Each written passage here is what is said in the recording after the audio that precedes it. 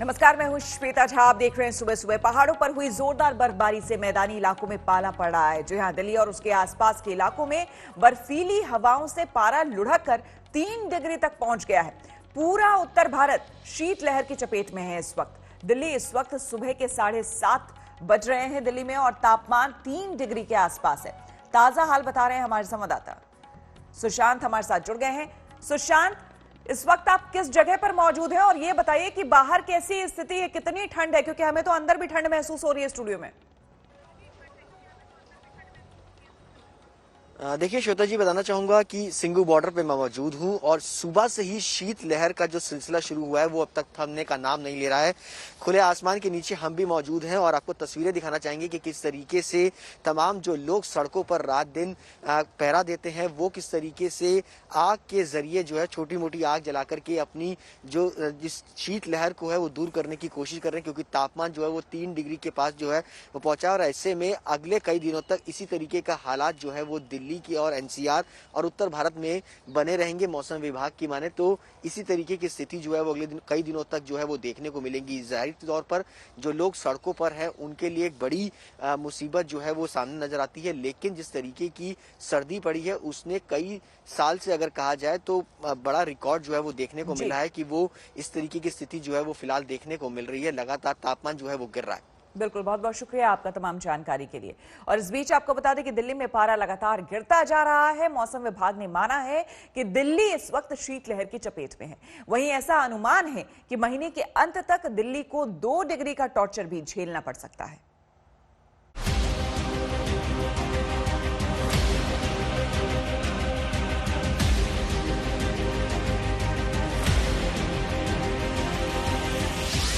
पूरी दुनिया में ठंड का प्रचंड कहर। दिल्ली में सबसे भयंकर सर्दी की आहट। रिकॉर्ड तोड़ने वाली बर्फबारी से संकट। पहाड़ों पर सफेद आफत का प्रहार। इस बार खून जमा देने वाली सर्दी के आसार।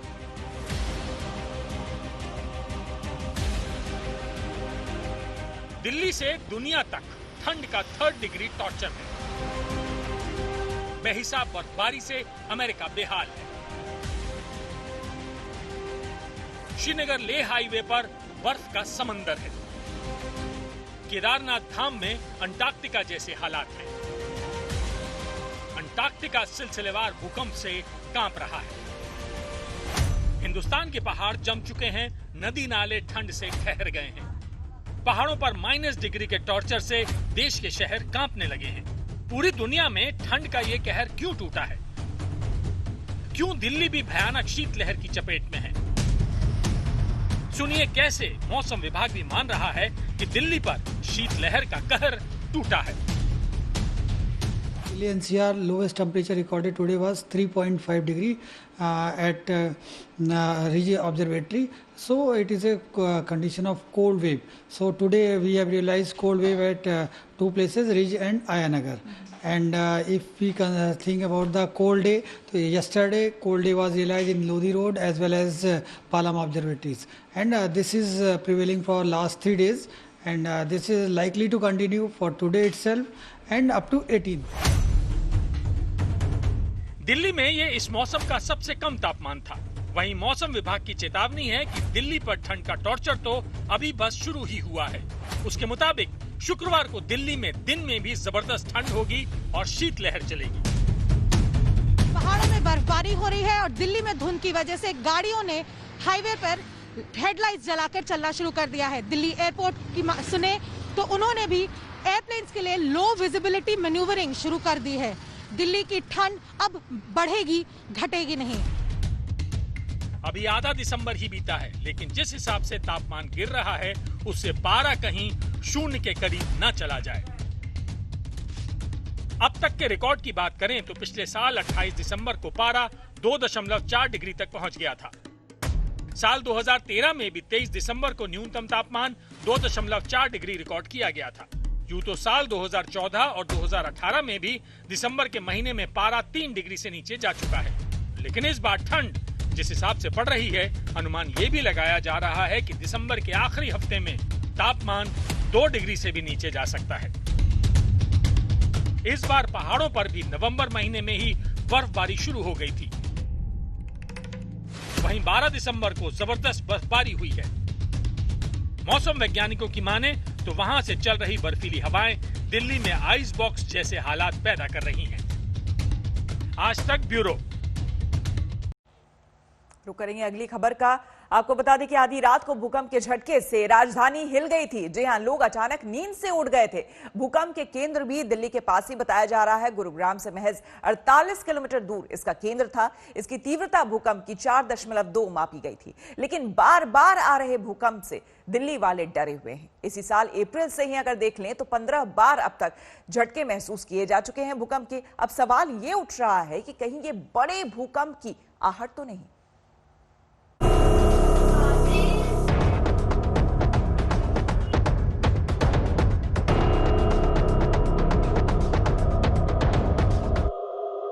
भूकंप के झटके से हिली दिल्ली।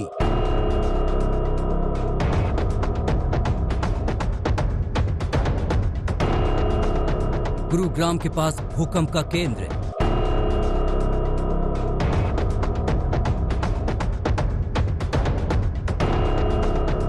अप्रैल से 15 बार दिल्ली में भूकंप। कड़ाके की ठंड में दिल्ली वाले बिस्तर में पड़े थे, तभी भूकंप के झटके ने नींद उड़ा दी। कोई बिस्तर छोड़कर भागा तो कोई घर से बाहर निकल गया। ठीक रात के 11:45 पर भूकंप के झटके से दिल्ली हिल गई। अप्रैल के बाद 15वीं बार दिल्ली और आसपास के इलाके में भूकंप के झटके आए। रिक्टर स्केल पर भूकंप की तीव्रता 4.2 मापी गई। इसका केंद्र दिल्ली से सटे गुरुग्राम से 48 किलोमीटर दक्षिण पश्चिम में था। झटका ज्यादा जोर का नहीं था, लेकिन डराने वाला है। आखिर बार बार क्यों हिल रही है दिल्ली? बार बार दिल्ली में क्यों आ रहे हैं भूकंप? आखिर दिल्ली में जमीन के नीचे क्या चल रहा है? कहीं ये किसी बड़े भूकंप की आहट तो नहीं? इसी साल अप्रैल के बाद से दिल्ली एनसीआर में 15 बार भूकंप के झटके महसूस किए गए। हर बार भूकंप का केंद्र दिल्ली के आसपास ही था। 16 दिन पहले ही दिल्ली में भूकंप के हल्के झटके महसूस किए गए थे। दिल्ली एनसीआर के नीचे 100 से ज्यादा लंबी और गहरी फॉल्स हैं। इनमें से कुछ दिल्ली हरिद्वार रिज, दिल्ली सरगोधा रिज और ग्रेट बाउंड्री फॉल्ट पर हैं। इनके साथ ही कई सक्रिय फॉल्स भी इनसे जुड़ी हैं। Jawaharlal Nehru centre of advance scientific research में प्रोफेसर सीपी राजेंद्रन ने आशंका जताई है कि दिल्ली एनसीआर में कभी भी बड़ा भूकंप आ सकता है, लेकिन ये कब आएगा और कितना ताकतवर होगा ये कह पाना मुश्किल है। सीपी राजेंद्रन ने 2018 में एक स्टडी की थी, जिसके मुताबिक साल 1315 और 1440 के बीच भारत के भाटपुर से लेकर नेपाल के मोहाना खोला तक 600 किलोमीटर लंबी सिस्मिक गैप बन गई थी। 600-700 सालों से ये गैप शांत है, लेकिन इस पर लगातार भूकंपीय दबाव बन रहा है। हो सकता है कि ये दबाव भूकंप के तौर पर सामने आए। अगर यहाँ से भूकंप आता है तो ये 8.5 तीव्रता तक हो सकता है। डराने वाली बात यही है कि दिल्ली में 8.5 तीव्रता का भूकंप आया तो क्या होगा? कितनी बड़ी तबाही आएगी? दिल्ली से सुशांत मेहरा के साथ आज तक ब्यूरो। और रुक करेंगे अगली खबर का। आपको बता दें, पिछले 23 दिनों से नए कृषि कानून पर किसान और सरकार के बीच घमासान जारी है। कई बार सरकार के साथ बातचीत में कोई रास्ता नहीं निकल पाया है। मामला सुप्रीम कोर्ट तक पहुंच गया है। किसान नए कानून को वापस लेने की मांग पर अड़े हुए हैं।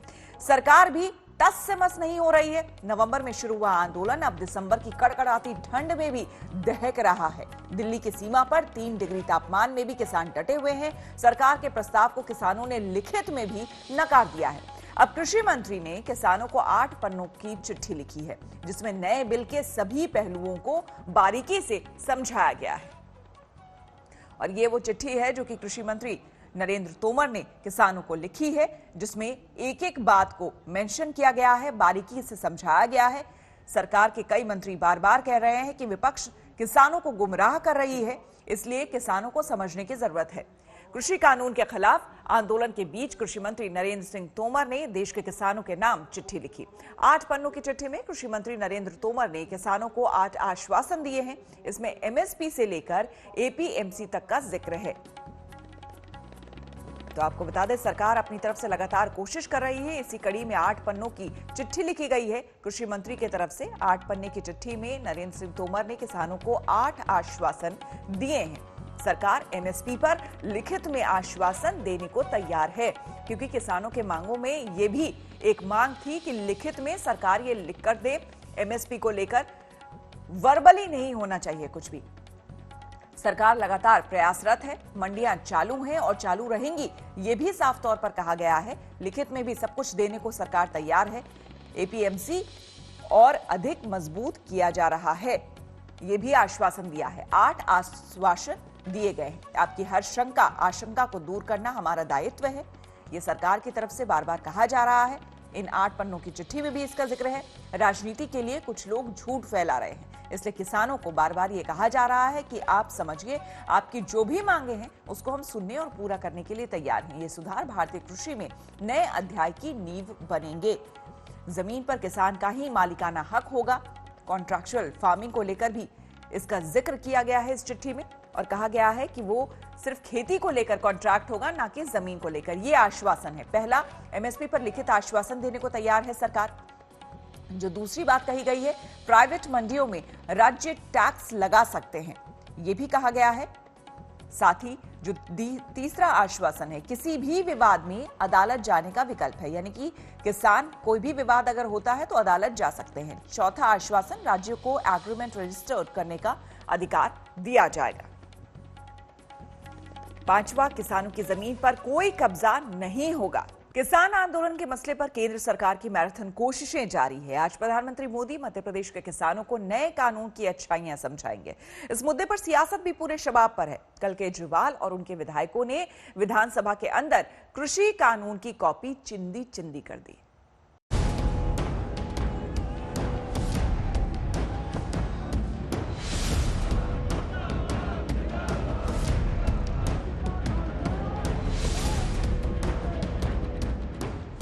प्रधानमंत्री, गृह मंत्री, कृषि मंत्री, सारे के सारे मंत्री किसानों को यही समझाने में जुटे हैं कि नया कानून उनके हित में है। किसी भ्रम में न पड़े, बदलाव के साथ बेहतरी के लिए आगे बढ़ें। आज प्रधानमंत्री फिर यही करने वाले हैं। पीएम मोदी आज मध्य प्रदेश के किसानों से रूबरू होंगे। एमपी के किसानों से पीएम वीडियो कॉन्फ्रेंसिंग के जरिए जुड़ेंगे। दोपहर 2 बजे प्रधानमंत्री मोदी किसानों को संबोधित करेंगे। प्रदेश की करीब 23,000 ग्राम पंचायतों में इस चर्चा का प्रसारण होगा। मुख्यमंत्री शिवराज खुद रायसेन में किसानों के साथ मौजूद रहेंगे। जिला मुख्यालय में मंत्री विधायक किसानों के साथ मौजूद रहेंगे। इसी दौरान 1600 करोड़ की राहत राशि 35 लाख किसानों के खातों में भेजी जाएगी। पीएम से पहले कल कृषि मंत्री तोमर भी किसानों से अपील कर चुके हैं। तोमर ने बाकायदा किसानों के नाम एक चिट्ठी जारी की। इसमें लिखा है, एमएसपी जारी है और जारी रहेगी। मंडियां चालू हैं और चालू रहेंगी। अग्रीमेंट फसलों के लिए होगा, जमीन के लिए नहीं। किसान जब चाहें करार खत्म कर सकते हैं। कृषि कानूनों पर भ्रम फैलाया जा रहा है। किसान सफेद झूठ को पहचाने और खारिज करें। तोमर की चिट्ठी पर पीएम मोदी ने भी मुहर लगाई है। ट्वीट करके पीएम ने किसानों से चिट्ठी पढ़ने की अपील की है। किसान अपनी उपज को मंडी के अलावा अगर कहीं बाहर बेचना चाहेगा, उस पे किसी भी प्रकार का कोई टैक्स नहीं लगेगा। यह गारंटी देने की एक व्यवस्था इसमें की जा रही है। लेकिन भाइयों बहनों, गुमराह करने का प्रयास ये विपक्ष और कुछ चुनिंदा लोग, जिन्हें भारत की प्रगति और किसानों की प्रगति और किसानों की खुशहाली अच्छी नहीं लग रही है, वे लगातार गुमराह करने का कार्य कर रहे हैं। तीनों कानूनों को मैं सदन के सामने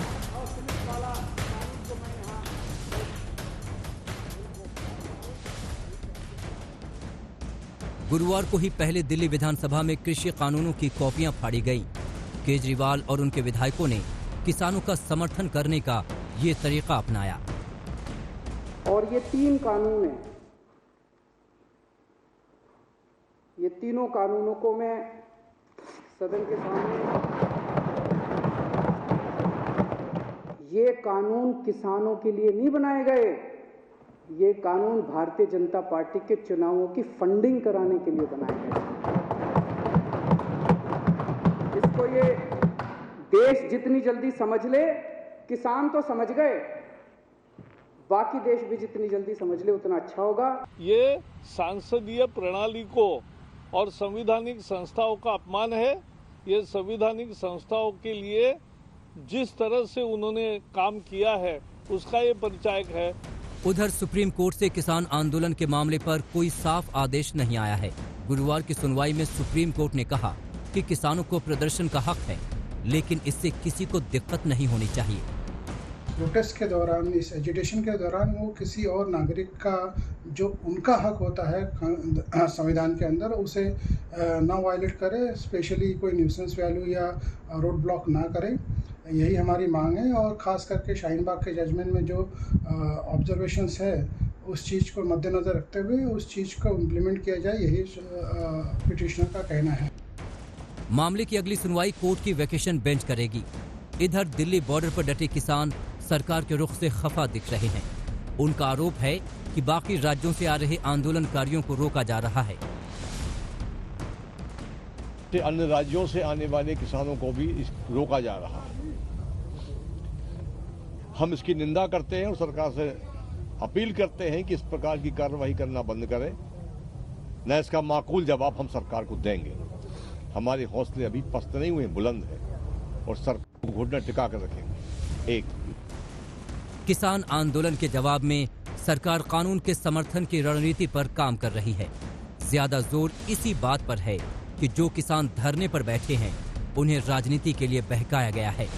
आंदोलन में विदेशी हाथ और एंटी नेशनल तत्वों की घुसपैठ को लेकर पहले से ही बयानबाजी चल रही है। दिल्ली से पंकज जैन और अनिशा माथुर के साथ आज तक ब्यूरो। दिल्ली बॉर्डर पर किसानों के आंदोलन का आज 23वां दिन है।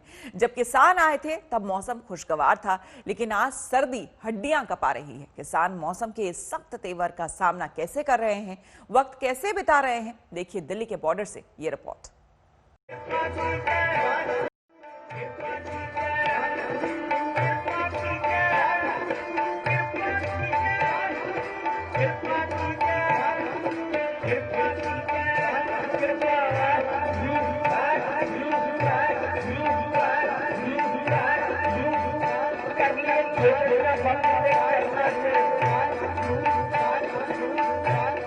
दिल्ली के किनारे किनारे इंसानों का एक समंदर हिलोरे मार रहा है।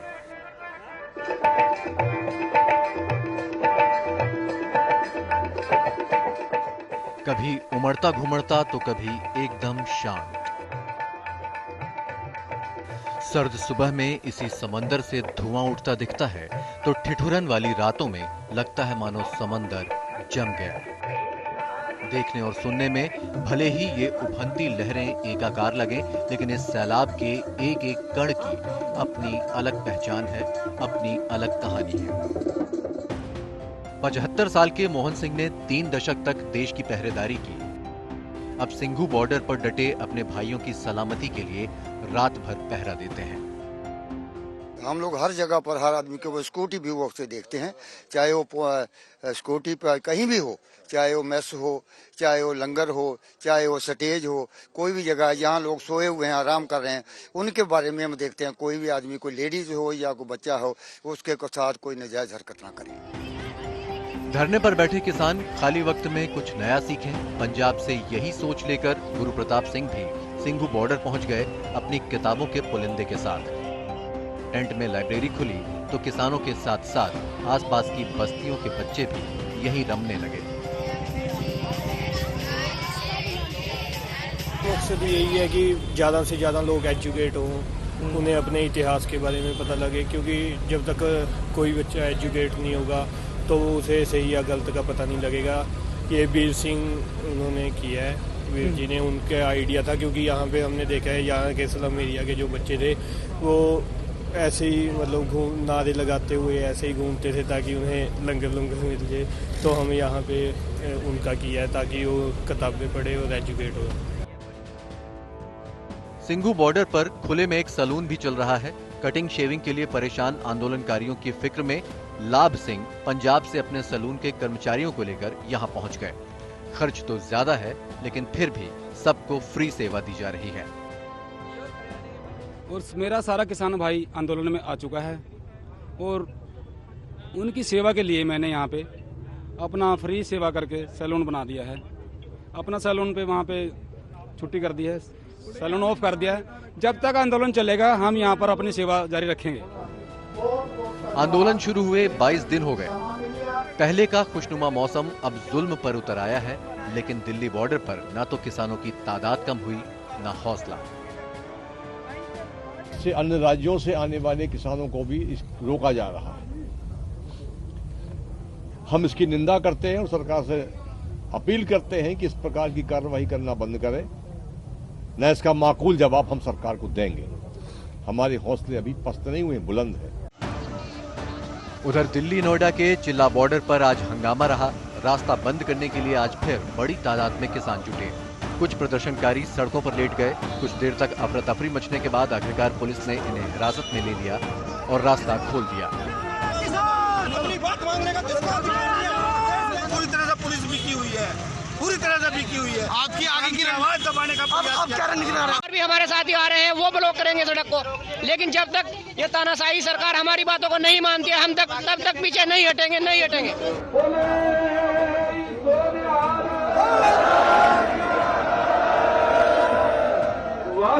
आंदोलन और कृषि कानून का मामला कोर्ट में भी पहुंच चुका है। कोर्ट और सरकार जो भी फैसला करें, किसान अपने फैसले पर डटे हैं और वो ये कि कानून वापस हो। दिल्ली से राजेश खत्री, हिमांशु मिश्रा और नोएडा से भूपेंद्र चौधरी के साथ आज तक ब्यूरो।